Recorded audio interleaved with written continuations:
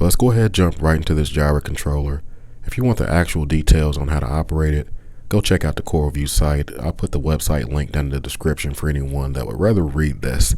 But I'm going to give you a quick crash course on how to program and use this Gyro's 200 series controller. You got 3 buttons: a power, the double arrow, the spin dial, and the button in the middle that lets you switch between the settings. So let's get to it. So let's go ahead and take a quick look at some of the manual settings that are available. To access it, as long as you're in manual mode, you just hit the double arrows. It'll automatically take you to pump A. You can start manipulating it.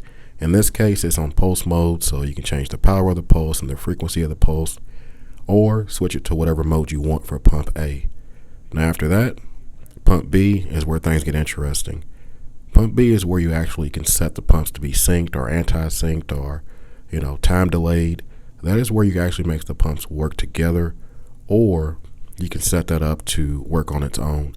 But keep in mind, depending on the setting of pump A, you may or may not be able to sync or anti-sync them. So play around with the settings and it will remember the power for every setting you choose. So definitely a neat feature built into the controller. Now, before we can jump into any of the pre-programmed options on the controller, we have to set the time for it first. So to access this, press both the power and the double arrow button at the same time. It'll put you right into the military time clock. Set the time, and that's all you need to do. Now, it also has a couple of power options for the pumps. So I don't play around with that too much. But at the end of the day, you get the time set.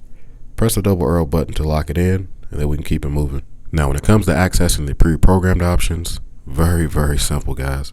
Just hold down the double arrow button for 5 seconds.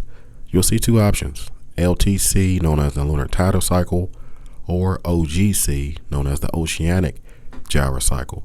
Now, once you choose which one you want, you can change the maximum power for that actual option, and it'll automatically cycle through whatever its pre-programmed settings are throughout your 24-hour day based off the time you have the gyro controller set. So basically, this is a set it and forget it.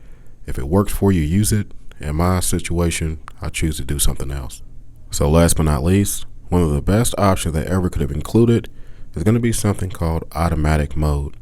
Now, accessing this, very simple. Just hold down the double arrow button until you see A on the screen and also A1 as one of the preset options on the left. Once you see that, you know you're in the right place. At this point, it's just manually manipulating everything based off the clock, the time you want the program to run, and then each pump individually. And this is where it can get tricky. That's why I don't recommend starting right off in this mode. Definitely start off in manual mode first, where you can see both pumps settings at the same time, and you can really start correlating the flow pattern in your tank with what you're seeing. After you get familiar enough with it, come to this place and program whatever you want, because you can have endless possibilities. You can have both pumps running together, anti-sync them, standing waves, random, whatever you want.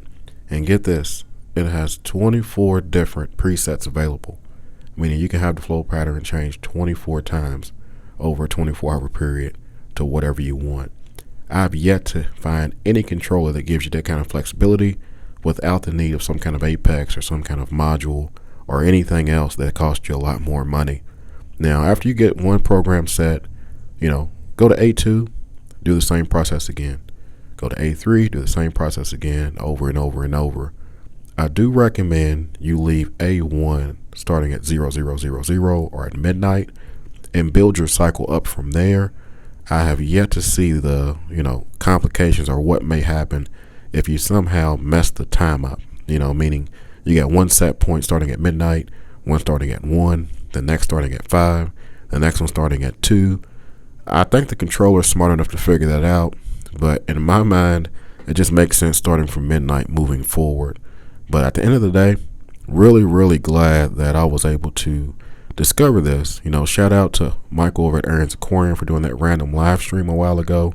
And I'm hoping that anyone that's watching this, if this is new to you, you really realize how valuable this controller can be running 2 pumps and random flow patterns in your tank.